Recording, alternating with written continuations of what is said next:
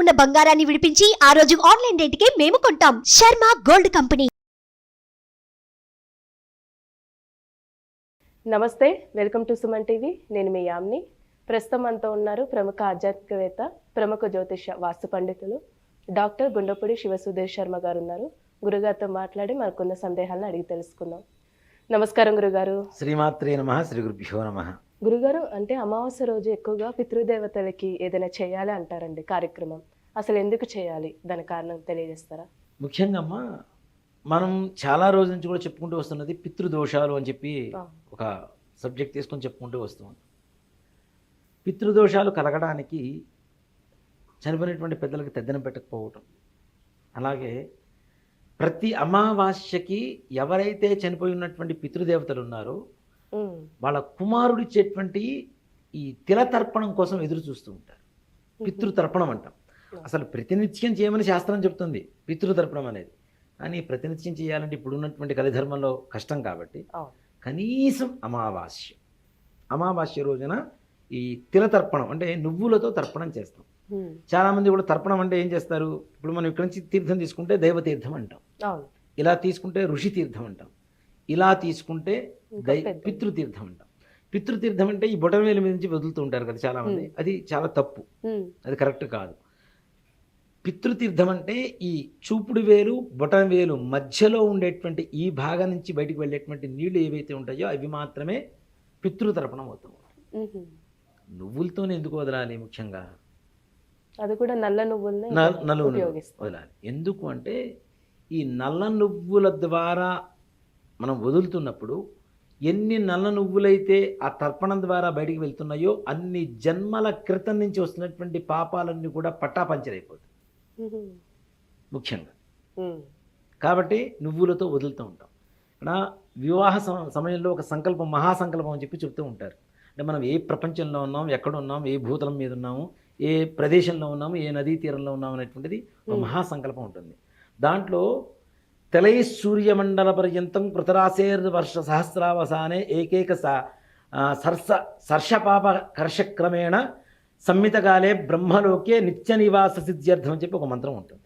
అంటే ఎవరైతే ఈ నువ్వులతో తర్పణం వదులుతున్నారో వీళ్ళు ఈ నువ్వులు ఎన్నైతే వదులుతూ ఉన్నారో అన్ని జన్మల క్రితం నుంచి ఉన్నటువంటి పాపం పటాపంచలైపోతూ అంటే అన్ని తరాలు ఏవైతే ఎన్ని తరాల క్రితం నుంచి ఈ పాపం వస్తుందో ఆ పాపం అంతా కూడా పటాపంచలైపోతూ వీళ్ళకి ఆత్మఘోష నివృత్తి జరిగి అన్ని జన్మల పాటు బ్రహ్మలోకే నిత్య నివాస సిద్ధ్యర్థం, బ్రహ్మలోకంలో నివాసం ఉండడానికి అవకాశం కల్పిస్తుందిట ఈ నువ్వులు.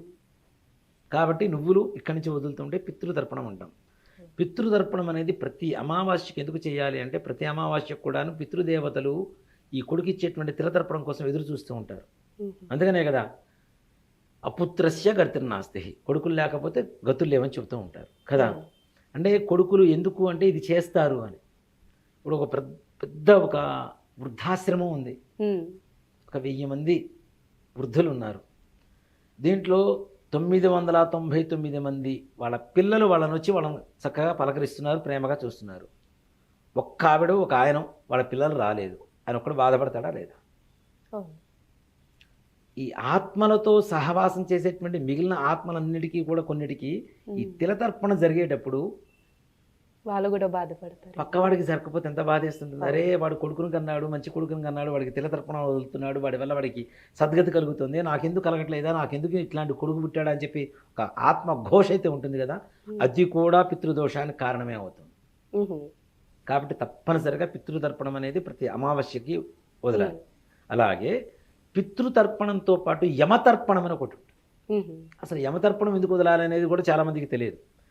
యమతర్పణం వదలడం ద్వారా యమధర్మరాజు సంతుష్టుడై మన పూర్వీకులు ఎవరైనా వాళ్ళు చేసుకున్నటువంటి పాప ఫలితం వల్ల యమలోకంలో నివాసం ఉంటే యమధర్మరాజు వీడు వదిలేటువంటి వాళ్ళ కొడుకు వదిలేటువంటి యమతర్పణానికి సంతుష్టుడై వాళ్ళని అక్కడి నుంచి బ్రహ్మలోకంలోకి షిఫ్ట్ చేస్తాడు. అంటే మన పూర్వీకుల ఆత్మ ఘోష కానివ్వండి, వాళ్ళు పడుతున్నటువంటి బాధలన్నింటినీ కూడాను విముక్తి కలిగించేటువంటి విధానమే పితృతర్పణం, యమతర్పణం. అంటే ఇప్పుడు మగపిల్లలు ఉన్న వాళ్ళు ఆ కార్యం చేస్తారండి, ఇప్పుడు ఆడపిల్లలు ఉన్న వాళ్ళు వాళ్ళకి కన్యాదానంతోనే ఇవన్నీ వెళ్ళిపోతుంటాయి. ఇలాంటి దోషాలు ఉండవు.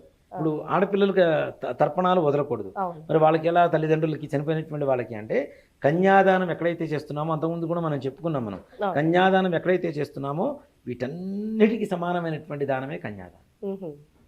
ఎన్ని యాగాలు చేసినా అంతటి పుణ్యం రాదు, కన్యాదానం చేసినంత పుణ్యం రాదు. కాబట్టి కన్యాదానం చేస్తే అంటే మగ సంతానం లేనటువంటి వారికి, పుత్ర సంతానం లేనటువంటి వారికి కనుక ఇది చేయాలి. ఉన్నవాళ్ళైతే తప్పనిసరిగా పితృతర్పణం యమతర్పణం చేయడం ద్వారా పుత్రపౌత్రాభివృద్ధి, వంశాభివృద్ధి, ధనధాన్యాభివృద్ధి. అంతేకాకుండా ఒక్కటే మాట చెప్తానమ్మా, ఎవరైతే బ్రతికుండగా తల్లిదండ్రులకి చక్కగా భోజనం పెట్టి మర్యాదగా ప్రేమగా చూసుకుంటారో, చనిపోయిన తర్వాత చేయవలసినటువంటి ఉత్తర క్రియలు భక్తితో చేస్తారో వాళ్ళకి ఏ భగవంతుణ్ణి ప్రార్థించాల్సిన అవసరం లేకుండా మన పితృదేవతలు మనల్ని అనుగ్రహిస్తారు. వాళ్ళ అనుగ్రహం కలిగితే చాలా అంతా ఉన్నట్టే.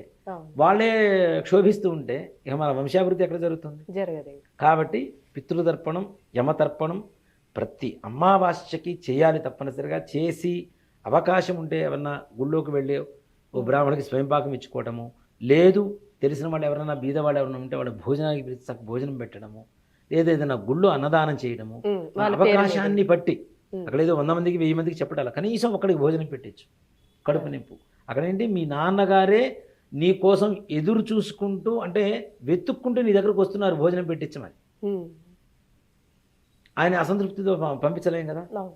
అందుకనే తద్దినాలు పెట్టేటప్పుడు కూడా ఏం చేస్తాము అంటే, తద్దినం రోజు ఎవరింట్లో ఏది ఇంట్లో అయితే తద్దినం జరుగుతుందో ఆ రోజున ఎవరికి తద్దినం పెట్టేంత వరకు భిక్ష వేయరు బయట వాళ్ళు.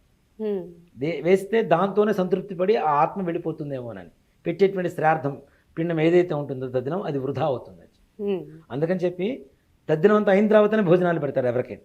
పొరపాటును కూడా భిక్ష కూడా బియ్యం కూడా వేరు తద్దినం ఇంట్లో. కాబట్టి అంటే ఈ కార్యక్రమం చేసిన తర్వాత వేయకుండా ఉండడం అనేది ఎంత అవసరమో, తద్దినం పెట్టిన తర్వాత 10 మందికి భోజనం పెట్టడం కూడా అంతే అవసరం కదా.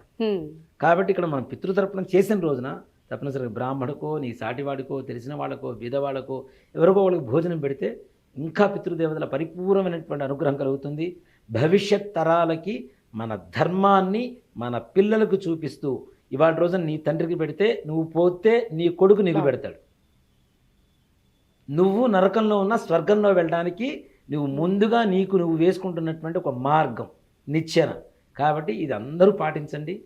అవకాశం ఉన్నంత ప్రతి అమావాస్యకి చేయాలమ్మా. చేస్తేనే పితృదేవతల సంతృప్తికరంగా ఉంటారు. వాళ్ళ ఆశీర్వచనం మాకు అందుతుంది పరిపూర్ణంగా. చాలా చక్కగా తెలియజేశారు గురుగారు, ధన్యవాదాలు. శ్రీమాత్రే నమః, శ్రీ గురుభ్యో నమః. సుమన్ టీవీలో మీ పర్సనల్ అండ్ బిజినెస్ ప్రమోషన్స్ కోసం కింది నెంబర్కి కాంటాక్ట్ చేయండి.